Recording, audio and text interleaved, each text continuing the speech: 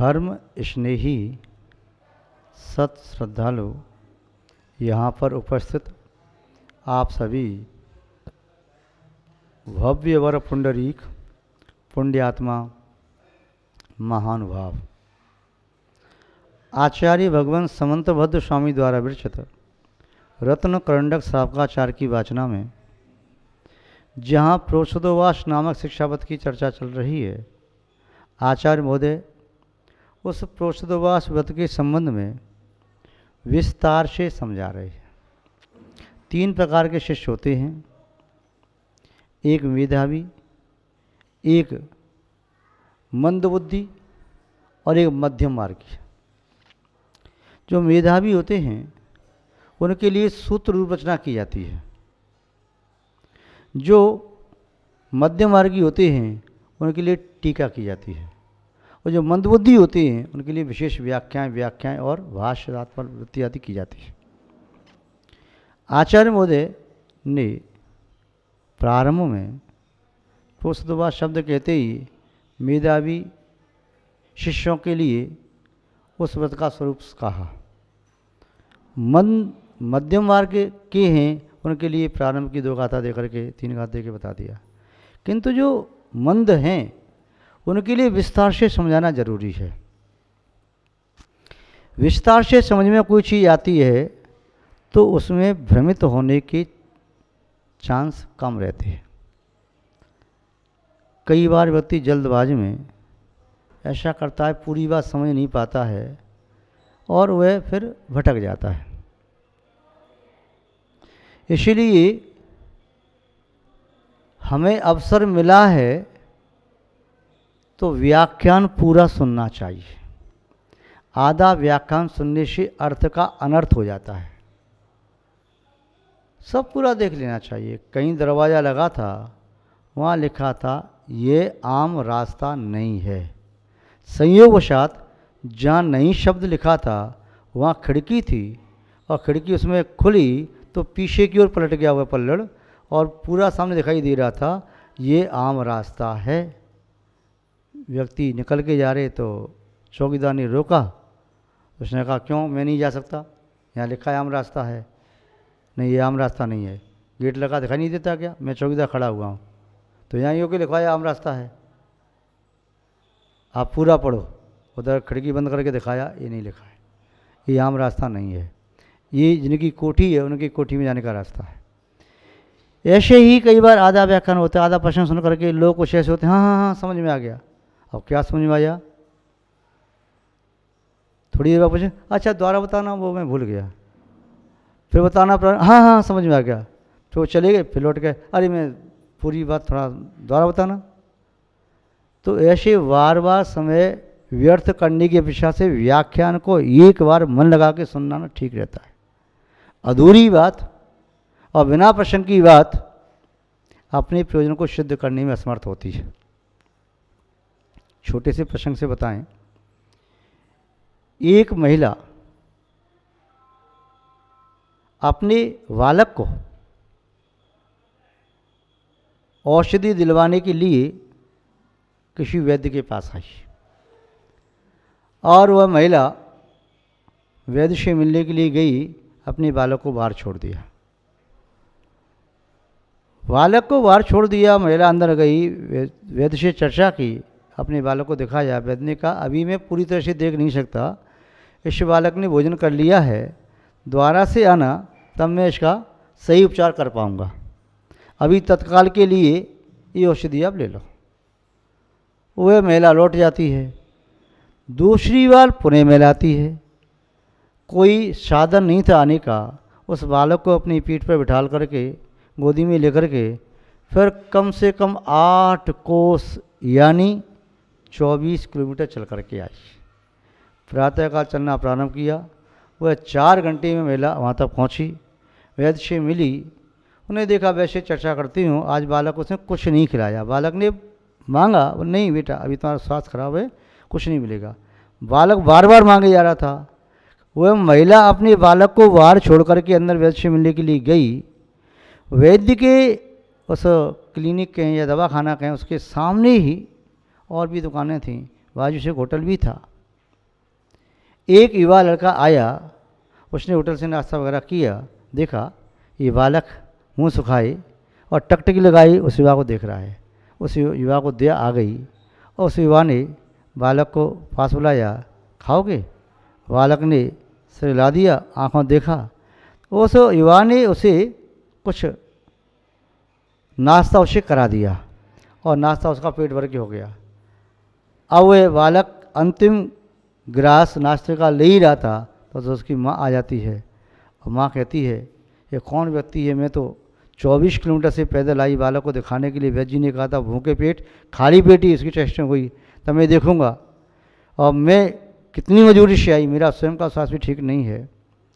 अब प्रसंग को जाने बिना उस युवा ने उस बालक को नाश्ता कराया, उचित किया? नहीं। दया भी करो तो पहले सोच समझ के करो कहाँ दया करनी है। दूसरा प्रसंग और सुनो। एक महिला ने कहा कल जन्मदिवस है, मित्रों को बुलाना है, तैयारी अच्छे से कर लेते हैं। अपने श्रीमान जी से कहा कि बाज़ार से सब सामान ले आओ। सामान बाज़ार से सब आ गया। शाम को पूछा सब सामान आ गया? बोले हाँ आ गया। कोई एक दो वस्तु की कमी रह गई और मशरूम आदि कोई वस्तु कम रह गई होगी। तो उसने कहा कि ये वस्तु कम रह गई, आज अभी चले जाओ, कल प्रातःकाल मंडी नहीं खुलेगी तो ले आओ। पति ने कहा देखो अब नहीं मैं जाऊँगा, मैं थक गया, यहीं से पीछे वाले बगीचे में से हैं वहाँ से ले लेना। अच्छा लौकी भी नहीं आई, लौकी भी पीछे वाले बगीचे से ले लेना। बोले वहाँ कड़वी लौकी होती है, तोबड़ी कड़वी होती है वहाँ पर, नहीं वहाँ से ले लेना। अब वह रात्रि में गई, बोले हाँ हाँ लौकी वगैरह वगैरह वहाँ पर है। प्रातःकाल सब के लिए भोजन बनाया, रसोई तैयार हुई, सब लोग आए। आने के उपरांत क्या हुआ, उस महिला बड़ी समझदार थी, उसे शंका थी एक तोबड़ी कड़वी हो सकती है लौकी या मशरूम कड़वी हो सकते हैं, इसलिए पहले इसको टेस्ट करा करके तब मेहमानों को खिलाया जाए। अब क्या किया, उसके घर में एक श्वान था, अपने पालतू कुत्ते को उसने वो खिलाया और उसके बाद उसने कहा कि कुत्ते को कुछ नहीं हुआ है, ऐसे कड़वे नहीं होंगे। तो उसने सब समागत अतिथियों को भोजन करा दिया। भोजन कराने के उपरांत सब लोग जाने को तैयार हुए, तब तक उनकी बेटी दौड़ती हुई आई, माँ माँ मोती निकल गया। उस कुत्ते का नाम मोती था। अब मोती निकल गया, निपट गया, माँ घबरा गई। उसने कहा ठहरो, अतिथियों रोक दिया और पुनः किसी डॉक्टर को फोन लगा पूछा कि ऐसा ऐसा हो गया है, कड़वी तोबड़ी या मशरूम पेट में पहुंच गए तो क्या करना चाहिए। उसने कहा शीघ्रता से उन्हें रेचक औषधि दे दो, ये जिससे उनको उल्टी हो जाएगी, दस्त लग जाएंगी और वे हानिकारक पदार्थ निकल जाएगा। ऐसा ही किया गया। सब अतिथि भोजन करके पुनः लसपथ पड़ गए, सब शाम तक पहुँचे। आज ये जन्मदिवस मनाया, खुशी नहीं हुई, खेद मन में रहा, दिन जैसे व्यतीत हुआ। शाम को पत्नी बैठे और चर्चा कर रहे थे, तभी वह छोटी बेटी आई, माँ से पूछी माँ हाँ बेटा, तो उसको तो बहुत पाप लगा होगा ना। बोले किसको? जिसने हमारे मोती पर गाड़ी चढ़ा दी थी। बोले मतलब? बोले हमारा मोती निपट गया, मैंने आपसे बताया ना, तो गाड़ी से चढ़ा दी तभी तो मोती मर गया था। तो मोती गाड़ी के चढ़ाने से मर गया था? हाँ माँ। वो सोचती मैंने पूरी बात क्यों नहीं सुनी, मोती कैसे निपट गया और समागत अतिथियों को ऐसे पदार्थ दिया। इस प्रकार हम और आप भी कई बार अपनी बुद्धि को श्रेष्ठ समझ करके पूरी बात सुनते ही नहीं है। इसलिए आचार्य महोदय उत्तम बुद्धि यानी मेधावी, मंद बुद्धि, मध्यम बुद्धि, तीनों प्रकार शिष्यों को समझा रही हैं। प्रोषदवास का पूरा स्वरूप क्या है अच्छे से समझ में आ जाए, उसका फिर पालन करना शुरू करो। फिर बताते हैं कि प्रोषदवास क्या है। तो आचार्य महोदय के शब्दों में सुने कि क्या है प्रोषद और क्या है उपवास। वे क्या कहना चाह रही हैं, उनकी जो भाव भंगमा है या जो उनकी समझाने की शैली है या जो तथ्य वो प्रस्तुत करना चाहते हैं, उससे अपन देखने का प्रयास करते हैं। श्लोक नंबर 109 के माध्यम से। चतुराहार विसर्जन उपवास प्रोषद सकृद भुक्ति स प्रोषदोपवासो यदु पोष्यारंभमा चरति। चतुराहार विसर्जन उपवास। चतुराहार विसर्जन, 4 प्रकार के आहार का विसर्जन माने त्याग करना। चतुराहार विसर्जनम उपवासः, 4 प्रकार का आहार आप जानते ही हैं, खाद्य, स्वाद्य, लेह्य और पेय। खाद्य आहार कहलाता है जिसे खाया जाता है, रोटी, पूड़ी, पराठे, पुआ, चीला, बबरा, जो कुछ भी आपके हैं जिसे खाया जाता है, ठोस आहार, सब्जी, दाल, दलिया, खीर, हलवा, जो भी आपका हो गया, जिसे ठोस आहार कहते हैं। क्या कहते हैं? ठोस आहार। उसके बिना अन्य आहार से तृप्ति नहीं होती। यानी ये कहें मोटे शब्दों में कि अन्न जब पहुंचता है तो उसे पेट में कुछ राहत मिलती, जठराग्नि अन्न के माध्यम से ही तृप्त होती है, शांत होती है। अन्यथा केवल पानी पीने से, अन्न पेय आदि पीने से वो तृप्त नहीं होती। तो अन्न मूल आहार है।